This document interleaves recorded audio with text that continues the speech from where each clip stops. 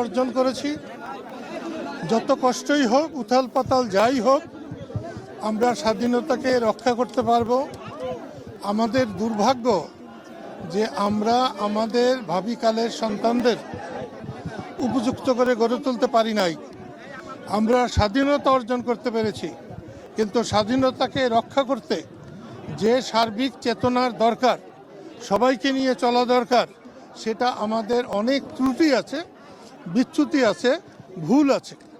কিন্তু তার অর্থ এই নয় যে আমাদের স্বাধীনতা অর্থহীন। এই স্বাধীনতা অর্জন না হলে আজকে যারা স্লোগান দিচ্ছেন তাও পারতেন না। এই স্বাধীনতা অর্জিত না হলে আজকে যে সরকারকে কদিন আগে উৎখাত করা হয়েছে সেটাও সম্ভব হতো না। এই সবই স্বাধীনতার ফসল। কিন্তু স্বাধীনতা যাদের জন্যে, সেই সাধারণ মানুষের ঘরে ঘরে স্বাধীনতা পৌঁছে নাই। স্বাধীনতা যার জন্যে, সেই স্বাধীনতার মর্যাদা এখনো হয় নাই।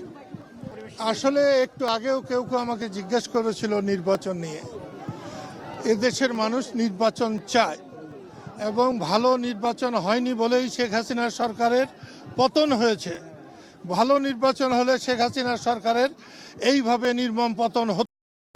কিন্তু এখন কর্মকাণ্ড দেখছি, যাদেরকে নিয়ে উনি ওঠেন বসেন, তারাই বাংলাদেশ না, তারা বাংলাদেশের হয়তো 25 ভাগও না। সেই জন্যে সার্বিকভাবে নির্বাচনের পরিবেশ সৃষ্টি হলে আমরা অবশ্যই নির্বাচন করব, কিন্তু কোনো পাতানো নির্বাচনে আমরা যাব না।